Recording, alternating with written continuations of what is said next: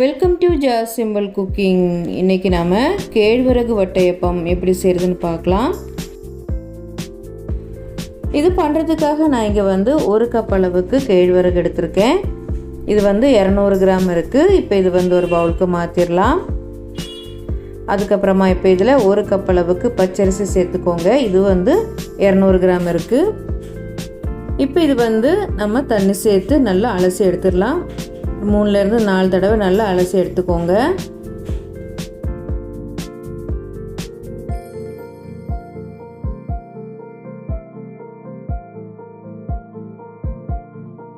இப்போ இது நல்லா அலசி எடுத்தாச்சு. இப்போ இதில் தேவைக்கேற்ப தண்ணி சேர்த்து ஒரு 5லேருந்து 6 மணி நேரம் இது நல்லா ஊற வச்சிடலாம்.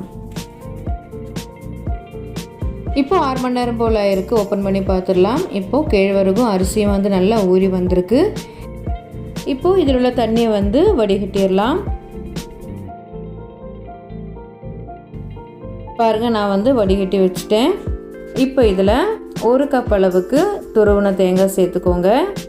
அதுக்கப்புறமா 3/4 கப் அளவுக்கு சுகர் சேர்த்துக்கலாம். அதுக்கப்புறமா 1/2 கப் அளவுக்கு வேக வைத்த சாதம் சேர்த்துக்கோங்க. சேர்த்துட்டு இப்போ இதில் 2 சிட்டிகை அளவுக்கு உப்பு, கூடவே 1/2 டீஸ்பூன் அளவுக்கு ஏலக்காய் தூள், அதுக்கப்புறமா இப்போ இதில் 1 டீஸ்பூன் அளவுக்கு இன்ஸ்டன்ட் ஈஸ்ட் சேர்த்துக்கலாம். அதுக்கப்புறமா இப்போ இதில் 1 கப் அளவுக்கு கெட்டியான தேங்காய் பால் சேர்த்துக்கோங்க. சேர்த்துட்டு இப்போ இது நல்லா மிக்ஸ் பண்ணி விட்டுடலாம்.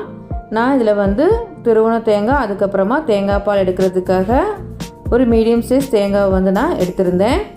இப்போ இந்த கலவையை நம்ம ஒரு மிக்ஸி ஜாருக்கு மாற்றிடலாம்.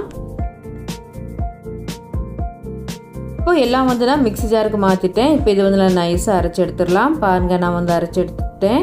இந்த அளவுக்கு நல்லா நைஸாக அரைச்சி எடுத்துக்கோங்க. இப்போ நம்ம இதை ஒரு பெரிய பாத்திரத்துக்கு மாற்றிடலாம். மாற்றிட்டு மிக்ஸி ஜாரில் ஒரு 1/4 கப் அளவுக்கு தண்ணி சேர்த்து மிக்ஸி ஜாரை அலசிட்டு அந்த தண்ணியை நான் இதில் சேர்த்துக்கிறேன். சேர்த்துட்டு நல்லா மிக்ஸ் பண்ணி விட்டுக்கோங்க. இப்போ எல்லாம் சேர்த்து நல்லா மிக்ஸ் பண்ணியாச்சு. இப்போ நம்ம இது மூடி வச்சு மாவு பொங்கி வர்றதுக்காக வெயிட் பண்ணலாம். கிட்டத்தட்ட 2லேருந்து 3 மணி நேரம் போல் ஆகும். நாம் இருக்கிற இடத்தோட கிளைமேட்டை பொறுத்து பொங்கி வர டைம் வேரி ஆகும். பாருங்கள், கரெக்டாக 2.5 மணி நேரம் போல் ஆகிட்டு பாருங்கள், மாவு நல்லா பொங்கி வந்திருக்கு. இப்போ இது நல்லா கலந்து விட்டுட்டு நாம் இதை வேக வைக்கணும். இப்போ இது நல்லா மிக்ஸ் பண்ணி விட்டதுக்கப்புறமா இப்போ நாம் இதை வேக வைக்கிறதுக்காக நான் இங்கே ஒரு ஸ்டீல் பிளேட் எடுத்து வச்சுருக்கேன். இது 8 இன்ச் இருக்குது. இதில் கொஞ்சம் நெய் இல்லைன்னா ஆயில் தடவிட்டு இப்போ இது ஒரு இட்லி பாத்திரத்தில் நான் தண்ணி கொதிக்க வச்சுருக்கேன். அது மேலே வச்சிடலாம். இப்போ இதில் தேவைக்கேற்ப மாவு சேர்த்துக்கலாம். இந்த அளவில் பண்ணிங்கன்னா கிட்டத்தட்ட 3 வட்டையப்பம் போல் கிடைக்கும். இப்போது இது டெக்கரேட் பண்ணுறதுக்காக நான் இங்கே கொஞ்சம் முந்திரி பருப்பு, அதுக்கப்புறமா பாதாம் வைக்கிறேன். இது ஆப்ஷனல் தான். சேர்த்துட்டு இப்போ இது மூடி வச்சுட்டு மீடியம் ஃப்ளேமில் 20லேருந்து 25 நிமிஷம் வேக வச்சிடலாம். இப்போ கரெக்டாக 20 நிமிஷம் போல் ஆயிருக்கு. ஓப்பன் பண்ணி பார்த்துடலாம்.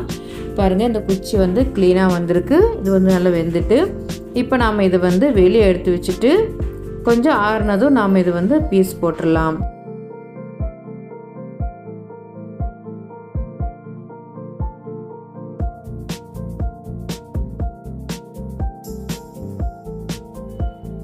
பாருங்கள், நல்ல சாஃப்டாக வந்திருக்கு. டேஸ்ட் ரொம்ப சூப்பராக இருக்கும். நீங்களும் வீட்டில் செஞ்சு பாருங்கள். இந்த வீடியோ உங்களுக்கு பிடிச்சிருந்துச்சின்னா லைக் பண்ணுங்கள், ஷேர் பண்ணுங்கள். மறக்காமல் ஜாஸ் சிம்பிள் குக்கிங் சேனலுக்கு சப்ஸ்கிரைப் பண்ணுங்கள். தேங்க்ஸ் ஃபார் வாட்சிங்.